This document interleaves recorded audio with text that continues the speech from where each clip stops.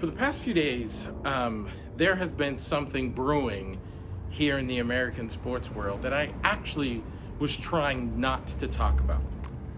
And not for any particular reason about how controversial it is, actually, because of how sensitive it was. I wasn't sure that I could talk about this topic and give it proper justice. But as the more the topic evolved, the more I started noticing a very important theme coming out that I thought was relevant to solution-focused brief therapy work.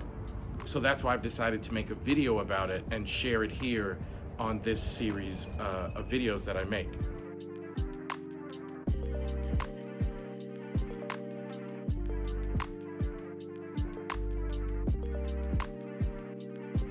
And what has happened, for those of you who don't know, there's a basketball player by the name of Kyrie Irving who on his Twitter platform, he shared a video, a movie that had some very false and anti-Semitic rhetoric in the movie.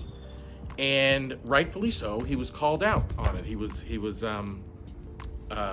like there's been a lot of backlash about him sharing this.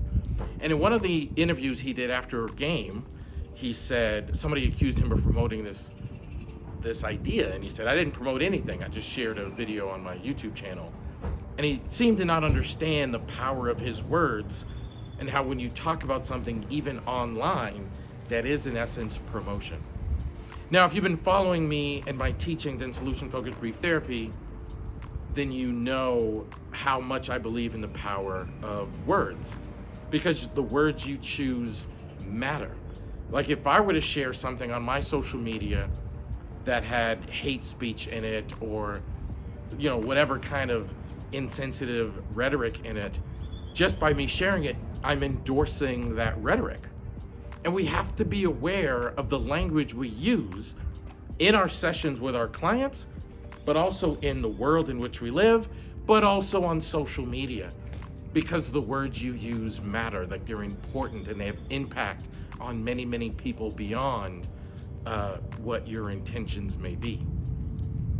So as I've watched what's unfolded, I realized that I don't think Kyrie Irving, and thus people beyond, recognize the impact of their words and how the words you choose cause people to experience things either in a positive or in a negative way.